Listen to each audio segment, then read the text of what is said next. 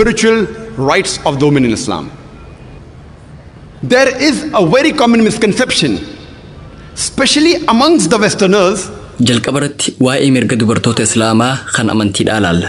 Ilaalchi dogongoraa keessattuu hawaasa warra lixaa biratti barame. Kan islaamummaa keessatti jannanni warra dhiiraa qofaaf qophaa'ee jedhutu jira. Warra dhiiraa qofaatu jannata seena jedhan. Ilaalchi dogongoraa kun aayaa qura'aanaa takka qofa ibsuudhaan qulqullaa'uu ni danda'a. Sunis suuraa Annisaa suuraa 4ffaa aayaa 124 irratti Rabbiin subhaanahu wa ta'aalaa kana jedha. وَمَنْ يَعْمَلْ مِنَ الصَّالِحَاتِ مِنْ ذَكَرٍ أَوْ أُنْثَىٰ وَهُوَ مُؤْمِنٌ فَأُولَٰئِكَ يَدْخُلُونَ الْجَنَّةَ وَلَا يُظْلَمُونَ نَقِيرًا. Dhiiraa fi dhalarraahis namni mu'mina tahee hojii gaggaarii hojjete isaan sun jannata seenan hanga tuqaa firii timiraallee hin miidhamanii ja'a. He will surely enter Jannah, he will surely go to heaven, and not the least injustice shall be done to them. The same message is repeated. Dhaamsi wal fakkaataan suuraa An-Nahl suuraa 16ffaa aayaa 97 irratti irra deebi'ee jira. Rabbiin subhaanahu wa ta'aalaa kana jedha. Dhiiraas tahee dubartiirraa nama mu'mina tahee dalagaa gaarii hojjete dhugumatti jireenya gaarii isa jiraachifna. Mindaa isaaniitis irra gaarii waan isaan dalagaa turaniitiin isaan mindeessina. Aayaaleen qura'aanaa kunneen ifatti wani jannata nama seensisu iimaanaa fi dalagaa gaggaarii akka ta'e nuuf bayaansan. Iimaanaa fi amalu saalihaati. Rabbiin subhaanahu wa ta'aalaa suuraa Annisaa suuraa 4ffaa aayaa 1 irratti kana jedha.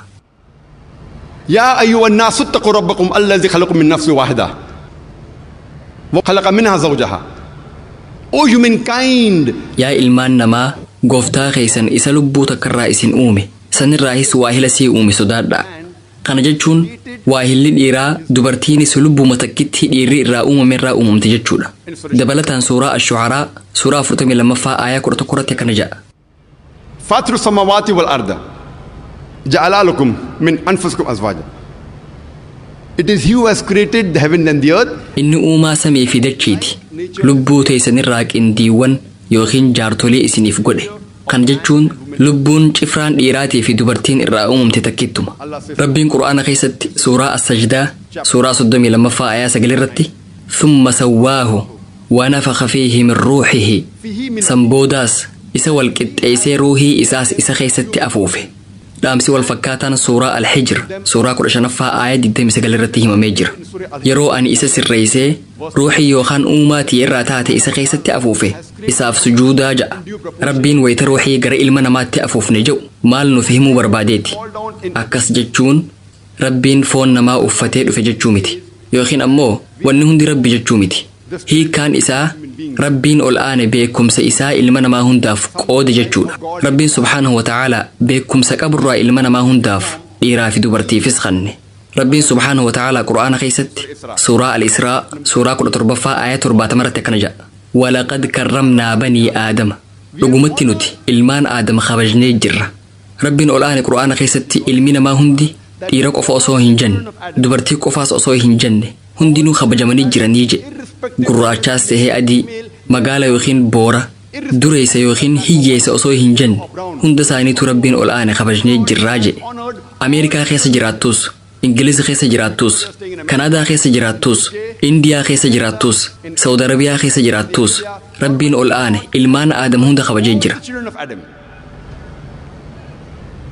There are certain non-Islamic religions who put the blame only on Eve. Amantiileen islaamummaan ala jiran kan badii hunda haadha teenya Hawwaarra kaayantu jira.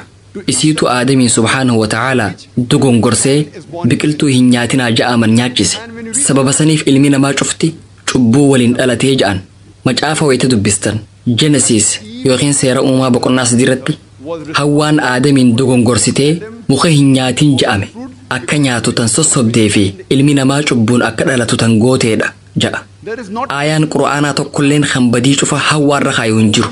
Badiin waluma qixa isaa lachuurra kaayamte. Aadamiis Hawwaanis nageenyi isaa lamaan irrattuu haa jiraatu waluma qixa badiin itti muramte. Qura'aana wayita dubbistan suuraa Al-A'raaf suuraa 7ffaa aayaa 19-27 irratti Aadamii fi Hawwaa yeroo hedduu itti himamee jira. Lameen isaaniituu dogongoruutu isaaniif ibsame. Isaan lachuutuu tawbatanii dhiifamni godhameefii jira. Lameen irrattuu badiin wal qixa taatetti muramte. Aayaan qura'aanaa tokkolleen kan badii kophatti Hawwaa irratti mure hin jiru. Haa ta'u malee aayaa qura'aanaa suuraa Xaahaa suuraa 20ffaa aayat 121 irratti ibsametu jira. Aayaa kanarratti Aadam ajaja Rabbii diduutu ibsame. Garuu aayaan tokkolleen kan cubbuu Hawwaa irratti mure hin jiru. Qur'aana keessaa aayaa tokko qofa fuudhanii kaan dhiisuun hin ta'u. Qur'aana guutuu isaa yoo dubbistan lameenuu badii dalaganii lachuu toobatanii lameeniifuu dhiifamni godhamuu hubattan.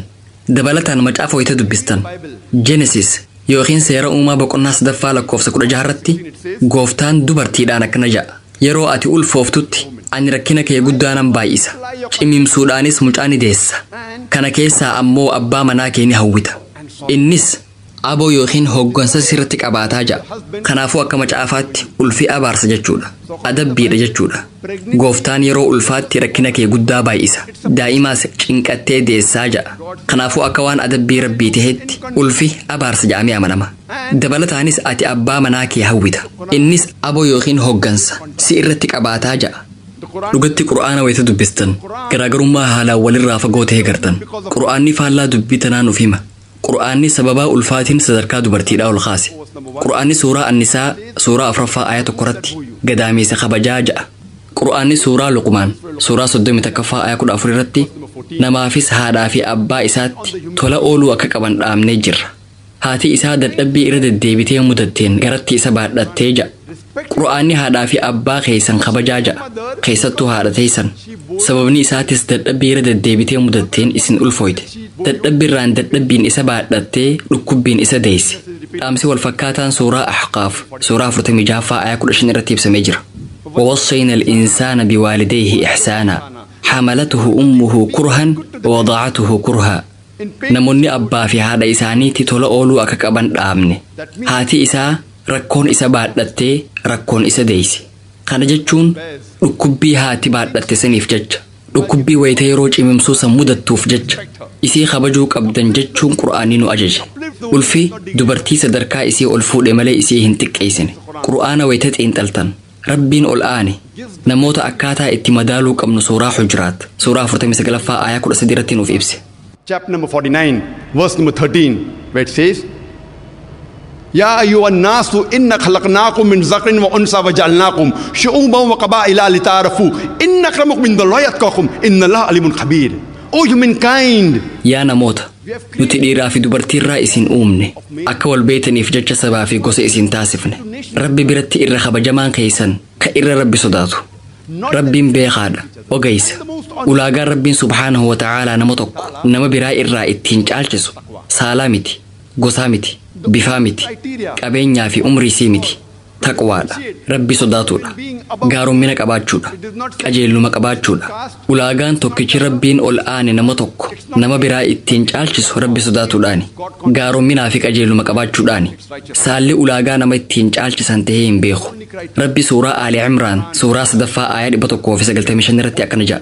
Gooftaan isaaniitis ani dalagaa dhiiraa fi dhalaa tokkootu hin balleessu. Gariin keessan garii keessanirraa hii jechuun deebisaa kanneefii jedha. Yaa jammaata dhalaa fi dhiiraa dalagaan teessan takkalleen tambilaashitti dhiifamtu akka hin jirre Rabbiin subhaanahu wa ta'aalaa ibse. Gariin keessan garii keessan irraa hii je'ee nuuf hime. The spiritual aspects of the men and women dhimma amantiitiin wal qabatee haalli amantii dhiiraa fi dubartii haala gabaabaan suuraa Ahzaab suuraa 33ffaa aayat 35 irratti ibsamee jira. Aayata kana wayitaan haasawa kiyya jalqabu qara'eetiin ture. Rabbiin subhaanahu wa ta'aalaa akkana jedha.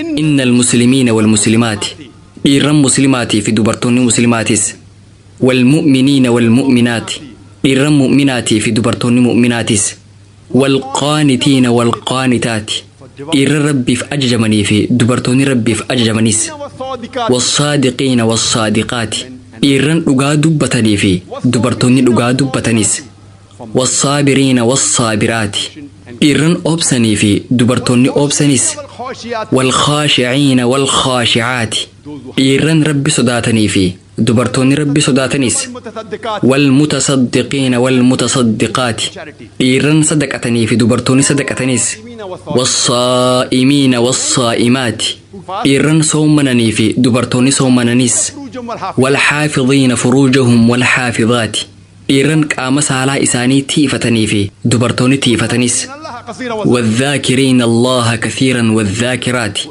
dhiirran hedduu rabbi faarsanii fi dubartoonni hedduu rabbi faarsanis أعد الله لهم مغفرة وأجرا عظيما ربين أرارما في من دا قد إسانف قب سجر ربين سبحانه وتعالى إيرا في دبرتوتا مسلماتف إيرا في دبرتوتا مؤمناتف إيرا في دبرتوتا ربي في أججمن إيرا في دبرتوتا لقاد بطنيف إيرا في دبرتوتا أبسك أبنيف إيرا في دبرتوتا ربي في إفكاد أبنيف إيرا في دبرتوتا صدقتنيف إيرا في دبرتوتا قام سالا إساني تيفتنيف إيرا في دبرتوتا ربي فارسورة جباتنيف أرارما في من دا قد إسانف قب آية خانا قفا دبسودان إسلامو ما خيستي درك أمني أمنتيدا إيرا في دبرتي رتي والكتا تهو بطني دنداما لمينو ربي في أججم وتهو كبان لمينو أمنو كبان لمينو ربي في بتمو كبان لمينو رقا دبتو تهو كبان لمينو أبسك أباتشو كبان لمينو صلاتو كبان لمينو صدقاتشو كبان لمينو صومنو كبان